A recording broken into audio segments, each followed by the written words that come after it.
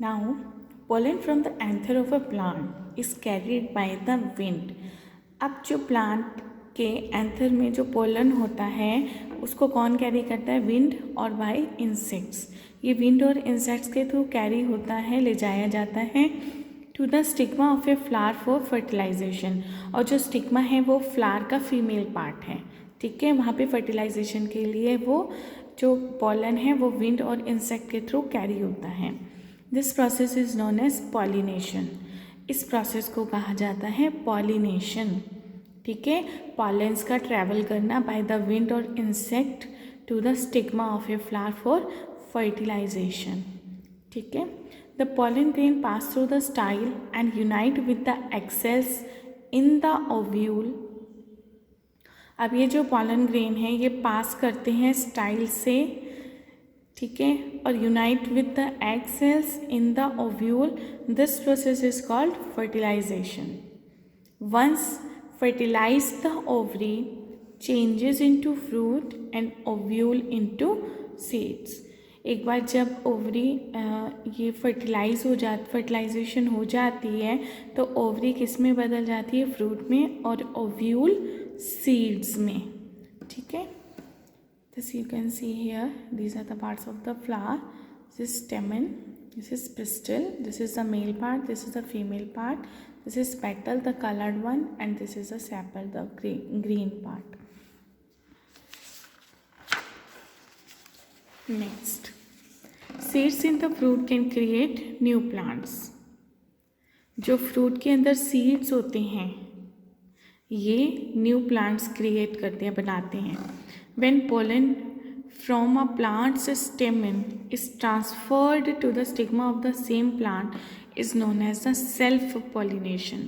जब pollens same plant के stigma में ट्रांसफ़र होते हैं, मतलब स्टेमन और स्टिग्मा सेम प्लांट का होता है और पॉलेंस ट्रांसफ़र होते हैं, उसको कहते हैं हम सेल्फ पॉलिनेशन.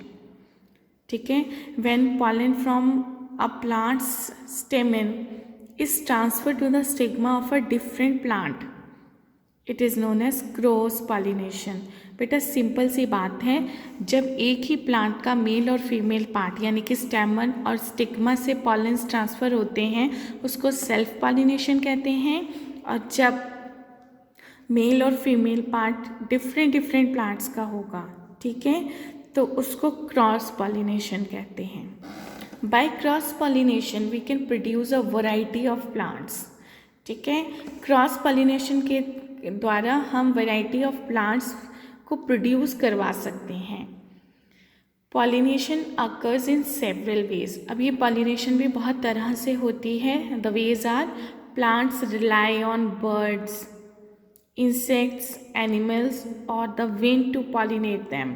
अब प्लांट किस किस पर रिलाई करते हैं, निर्भर करते हैं? बर्ड्स पर, पंछियों पर, इंसेक्ट्स पर, एनिमल्स पर या विंड, हवा पर, टू पॉलिनेट दैम, कि उनके पॉलन्स वो दूसरे प्लांट पर ट्रांसफ़र करते हैं. Birds and insects such as, अब बर्ड्स और इंसेक्ट्स कौन हुए? बीज. बीज क्या होती हैं? आपकी मधुमक्खियाँ. बटरफ्लाइज तितलियाँ, एंड फ्लाइज मक्खियाँ are attracted to the sweet nectar at the base of the petals. ठीक है, पेटल्स के बेस में जो स्वीट नेक्टर होता है उसकी तरफ वो अट्रैक्ट होती हैं. When they come to feed on a plant, जब ये नेक्टर को चूसने के लिए, फीड करने के लिए प्लांट पर आती हैं, the sticky pollen gets stuck to them. तो जो ये स्टिकी पोलन होता है वो उस पर चिपक जाता है. व्हेन दे रब अगेंस्ट द स्टेमन, और जब वो उसको स्टेमन के अगेंस्ट रब करती हैं, as they move to another flower to feed, some of the pollen falls off their body on to the stigma of the new plant. ठीक है, क्या होता है कि वो एक फूल पर गई, उसने उस पर फीड किया, उसका जो स्वीट नेक्टर है उसको चूसा, तो कुछ पॉलन्स उसके ऊपर चिपक जाते हैं. अब वो दूसरे प्लांट पर गई, वहाँ पर उसने थोड़ा सा अपने को झाड़ा, तो वो जो पॉलन्स होते हैं वो वहाँ पर गिर जाते हैं. ठीक है, न्यू प्लांट के स्टिग्मा, स्टिग्मा क्या? फीमेल पार्ट पर. ठीक है, animals are also often attracted to the strong scent and bright colours of plants. Animals भी अट्रैक्ट होते हैं। क्यों? प्लांट्स में इनकी फ्लावर्स की जो सेंट है, खुशबू है, बड़ी स्ट्रॉन्ग होती है। इनके कलर्स भी बहुत ब्राइट होते हैं, इस वजह से वो अट्रैक्ट होते हैं। These animal pollinators also help plants as they go from plant to plant in search of food. ठीक है, sometimes the wind picks up the pollen from one plant and transfers it to the another, resulting in wind pollination. Plants pollinated by wind often have long stamens and pistils. They may not be brightly colored. They have small petals or none at all. ठीक है, तो सबसे पहले हम C section देखेंगे, यानी कि C section क्या होता है? Cross section of a flower. कैसे? पूरा फ्लावर है, उसको जब हम बीच में से आधा कट कर देते हैं, उसको क्रॉस सेक्ट कर देते हैं। ठीक है, तो see section of a flower, जब हम फ्लावर को बीच में से काटेंगे, आधा आधा कर देंगे, तो हमें क्या क्या दिखेगा? पेटल्स दिखेंगी, सेपल्स दिखेंगी। ठीक है, अगर हम मेल पार्ट की बात करें, यानी कि स्टेमन, the male part of the flower consisting of filament and the anthers. अब इसका एंथर है ये, और ये इसका फिलामेंट है। You can see stalk to the anther and contains the pollen. Anther के पास होते हैं पॉलन्स और ये फिलामेंट होता है। ये फिलामेंट और एंथर मिलके क्या बनाता है? स्टेमन। स्टेमन क्या है? Male part of the flower. ठीक है, अगर अब हम स्टिग्मा की बात करें, बेटा इन टर्म्स में कंफ्यूज नहीं होना है।